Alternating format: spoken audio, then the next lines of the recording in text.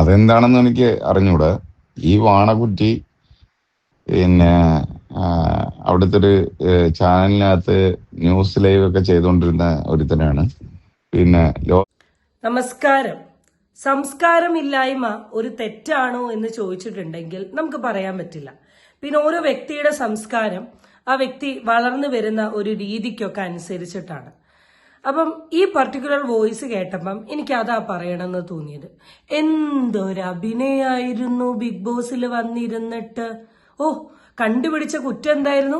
പ്രഭാതമായി രാവിലെ എണീച്ചു വരുന്ന സമയം തന്നെ കാണുന്നത് ഈ ടേബിളിന്റെ മുകളിൽ നിരത്തി വെച്ചിട്ടുള്ള നിങ്ങളുടെ തുണിയാ. എന്തൊരു അരോചകത്വമാണ് എന്നൊക്കെ പറഞ്ഞ് വലിയ ആശയങ്ങളൊക്കെ കൊണ്ടുവന്ന വ്യക്തിയാണ് ഇങ്ങനൊരു കാര്യം പറഞ്ഞേക്കുന്നത്. നിങ്ങൾക്ക് ആർക്കെങ്കിലും തോന്നുന്നുണ്ടോ അയാൾ യൂസ് ചെയ്ത വാക്ക് ഇതിൽ ശരിയാണെന്ന്?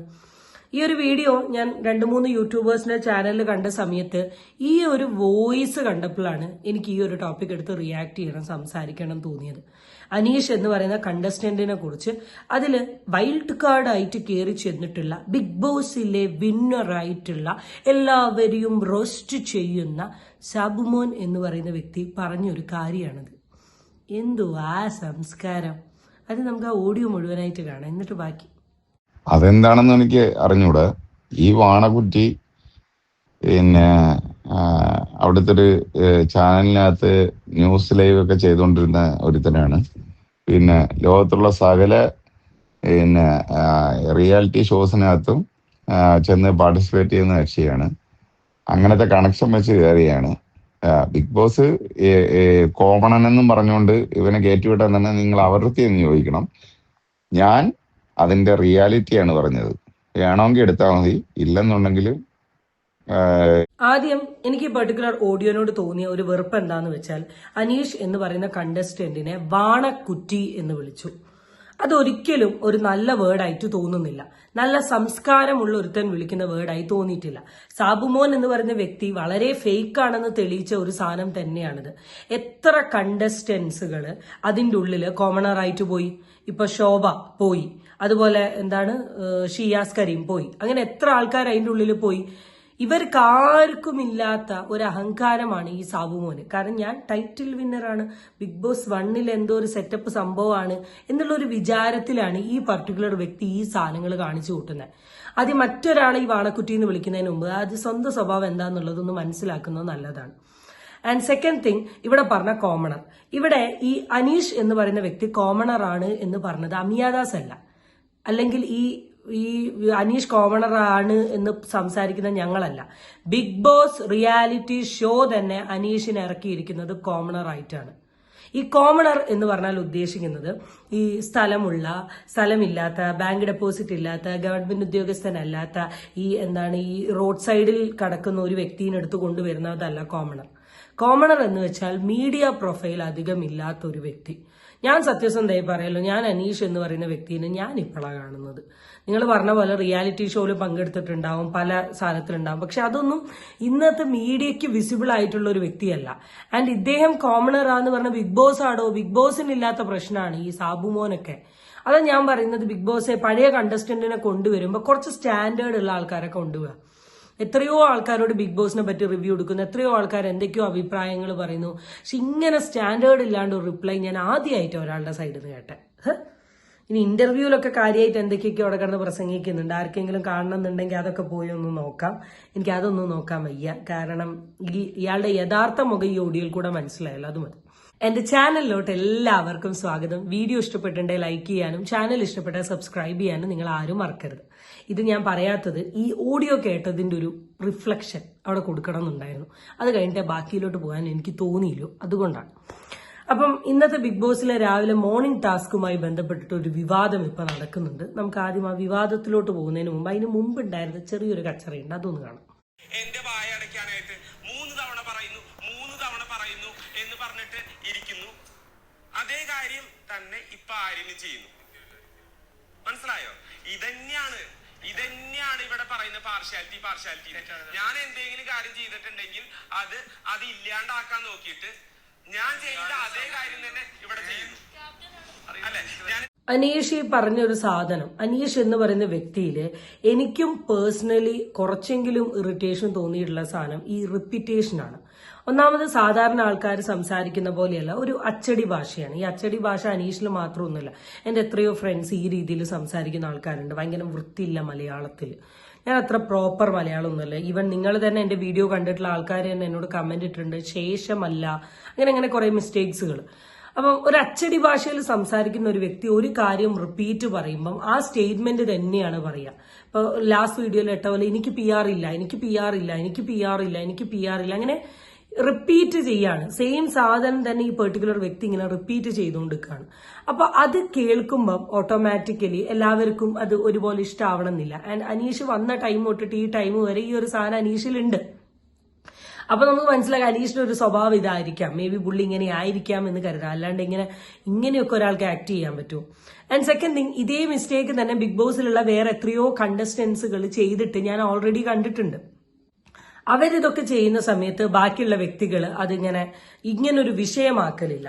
ഇപ്പൊ ഒരു വിഷയം വരുന്ന സമയത്ത് ആ വിഷയത്തെ മറ്റൊരാളും ഇതേ രീതിയിൽ 5, 6, 7, 8 തവണ ഇങ്ങനെ എക്സ്പ്ലെയിൻ ചെയ്യലുണ്ട്, എക്സ്പ്ലെയിൻ ചെയ്ത് പറയലുണ്ട്. അപ്പൊ ഇവരൊന്നെങ്കിൽ കേൾക്കാണ്ട് പോവുക, ചെവി താഴ്ത്തി പോവുക, അപ്പുറത്ത് പോവുക, ഇത്രയേ ഉള്ളൂ. പക്ഷെ അനീഷിനോട് വരുന്ന സമയം എല്ലാം തെറ്റാണ്, എല്ലാം പ്രശ്നങ്ങളാണ്, എല്ലാം വിഷയങ്ങളാണ്, എല്ലാം ഇതാണ്. അനീഷ് എന്ന് പറയുന്ന ഒരു വ്യക്തിനെ മനഃപൂർവ്വം ടാർഗറ്റ് ചെയ്തുകൊണ്ട് ബിഗ് ബോസ് ഹൗസിലുള്ള എല്ലാവരും നീങ്ങുന്നുണ്ട് എന്നാണ് എനിക്ക് പേഴ്സണൽ ഒപ്പീനിയൻ. ഒന്നെങ്കിൽ അനീഷിന് അഗെയിൻസ്റ്റ് ആയി നിൽക്കുക, അല്ലെ അനീഷിനെ സപ്പോർട്ട് ചെയ്ത് നിന്നിട്ട് അനീഷിന്റെ സപ്പോർട്ടേഴ്സിന്റെ കയ്യിൽ നിന്ന് വോട്ട് പിടിക്കാൻ നോക്കുക. അല്ലാണ്ട് അനീഷ് എന്ന് പറയുന്ന വ്യക്തിനെ ട്രൂ ആയിട്ട് ജെനുവിനായി റിയൽ ആയി മനസ്സിലാക്കി അയാളോട് ഒരു റിയൽ ദേഷ്യം കാണിക്കുന്നതോ അല്ലെങ്കിൽ റിയൽ ഇഷ്ടം കാണിക്കുന്നതോ ആയിട്ടുള്ള ഒരു വ്യക്തിനെ ഞാൻ പേഴ്സണലി അതിൻ്റെ ഉള്ളിൽ കണ്ടിട്ടില്ല. അതുകൊണ്ട് എനിക്ക് അറിയില്ല. അപ്പം ഇവിടെ നിന്നാണ് മോർണിംഗ് ടാസ്ക് തുടങ്ങുന്നത്. ഇന്ന് ഒരു മോർണിംഗ് ടാസ്ക് കൊടുത്തത് ബിഗ് ബോസിന്റെ മോർണിംഗ് ടാസ്ക് ആണ് ചില ദിവസങ്ങളിൽ ഏറ്റവും വലിയ തലവേദന എന്ന് പറയുന്ന പോലെ ഇന്ന് മോർണിംഗ് ടാസ്ക് ആണ് തലവേദന. മോർണിംഗ് ടാസ്ക് ഇത്രയേ ഉള്ളൂ, നിങ്ങൾക്ക് ഒരു സൂപ്പർ പവർ കിട്ടുകയാണെങ്കിൽ what you are gonna do in this Bigg Boss. ഈ ബിഗ് ബോസിൽ നിങ്ങൾ എന്താണ് ചെയ്യുക നിങ്ങളുടെ ജയവുമായി ബന്ധപ്പെട്ട് എന്നാണ് ചോദ്യം. അതിന് അനീഷ് കൊടുത്ത മറുപടിയാണ് ഇന്നത്തെ ഒരു ചർച്ചാ വിഷയം. നമുക്ക് ആദ്യം മറുപടി ഒന്ന് കേൾക്കാം. ഈ ഷോ വിജയിക്കാനായിട്ട് ഞാൻ ചെയ്യുന്ന ഒരു കാര്യം എന്ന് പറഞ്ഞിട്ടുണ്ടെങ്കിൽ, ഈ മൈക്കില്ലേ, ഈ മൈക്കിന്റെ ലെങ്ത് വളരെ കുറയ്ക്കും. എന്നിട്ട് അത് ഒരിക്കലും എടുത്തു മാറ്റാൻ പറ്റാത്ത രീതിയിൽ ശരീരത്തോട് എന്ത് സംസാരിച്ചാലും, എന്ത് ചെറിയ കാര്യം സംസാരിച്ചാലും ക്യാച്ച് ചെയ്യുന്ന രീതിയിൽ. അനീഷ്, ഇതല്ല task.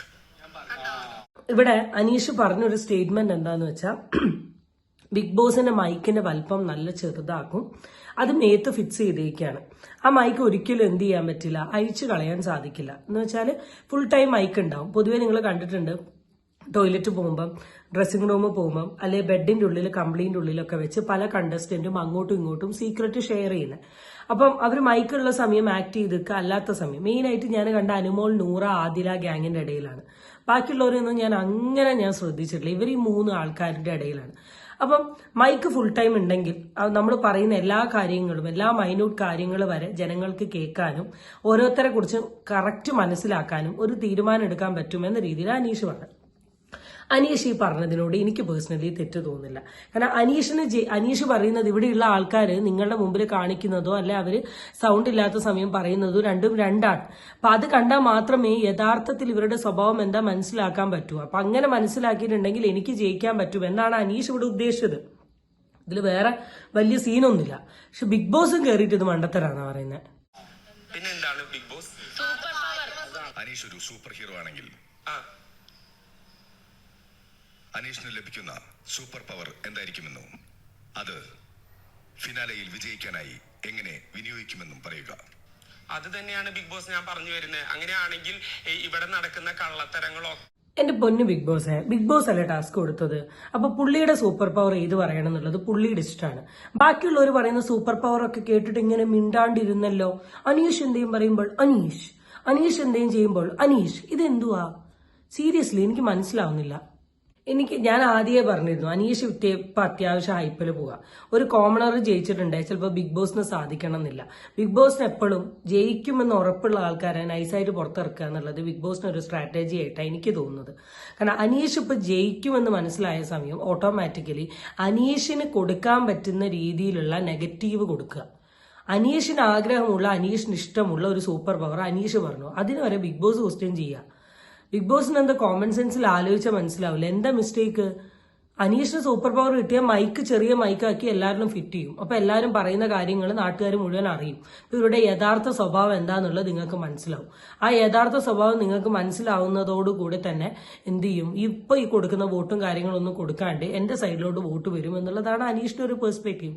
How can you say that this is wrong? പിന്നെ സൂപ്പർ പവർ എന്ന് പറഞ്ഞാൽ എന്താ ഉദ്ദേശിച്ചത്? ഒരു ദിവസം കൊണ്ട് ബിഗ് ബോസ് കത്തിച്ചു കളയും, അല്ലെങ്കിൽ എനിക്ക് ആകാശത്തിന്റെ മുകളിൽ കയറി പിടിക്കാൻ പറ്റും, ഇതൊക്കെയാണോ? ഗെയിമിൽ ജയിക്കണമെങ്കിൽ അവിടെ യൂസ് ചെയ്യാൻ പറ്റുന്ന സൂപ്പർ പവർ എന്ന് പറയുന്ന ഓപ്പോസിറ്റ് വ്യക്തി എന്താന്നുള്ളത് ബാക്കിയുള്ളവരെ കാണിക്കുക, അത്രയേ ഉള്ളൂ. ഇപ്പൊ അനീഷിന് ജയിക്കണമെങ്കിൽ ബാക്കി കണ്ടസ്റ്റന്റ് യഥാർത്ഥ സ്വഭാവം ബാക്കിയുള്ളവർ അറിയണില്ലെങ്കിൽ അവർക്ക് വോട്ട് പോലേ.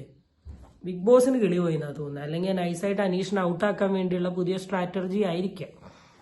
എന്തായാലും നോക്കട്ടെ. എനിക്ക് ഏറ്റവും പലരും പലതും പറഞ്ഞിട്ടുണ്ട് കേട്ടോ, പല ഐഡിയാസും പല കാര്യങ്ങളും. ഇതിൽ ഏറ്റവും ബുദ്ധിശാലി എന്ന് പറയുന്ന ഷാനവാസ് പറഞ്ഞിട്ടുള്ള ഒരു സാധനമുണ്ട്. നിങ്ങൾ അതൊന്ന് എന്തായാലും കേൾക്കണേ.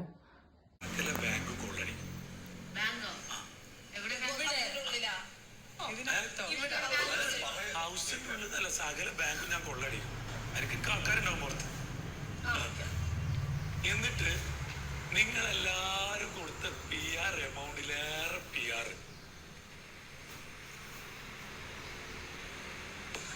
ന്യൂസ് PR അങ്ങനെ കുറെ PR ഉണ്ട് എന്നാ പറഞ്ഞ കേട്ടുള്ളത്.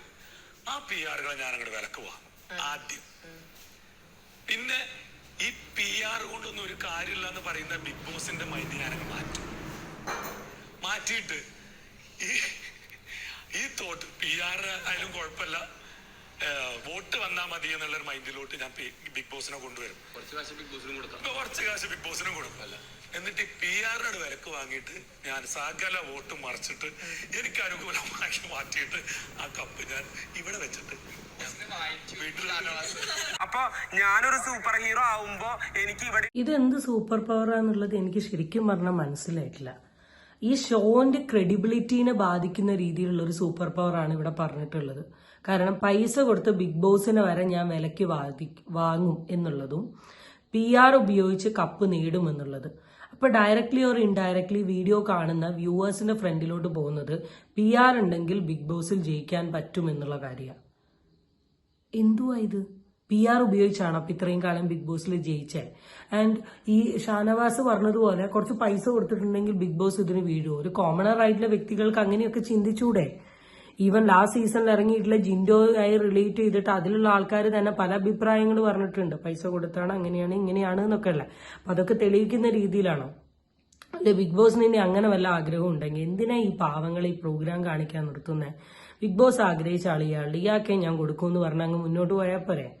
ചില നേരത്തെ ബിഗ് ബോസ് പ്രോഗ്രാമും പ്രോഗ്രാമിന്റെ കളിയും അവിടെ ചോദിക്കുന്ന പല കാര്യങ്ങളും ഡിസ്കഷൻ വരുന്ന പല കാര്യങ്ങളും കാണുമ്പോൾ ഇങ്ങനെയൊക്കെ നമ്മൾ റിയാക്ട് ചെയ്തു പോവുകയാണ്. അനീഷിന്റെ സൈഡിലോട്ട് വരുമ്പോൾ എല്ലാവർക്കും എല്ലാം പ്രശ്നങ്ങളാണ്.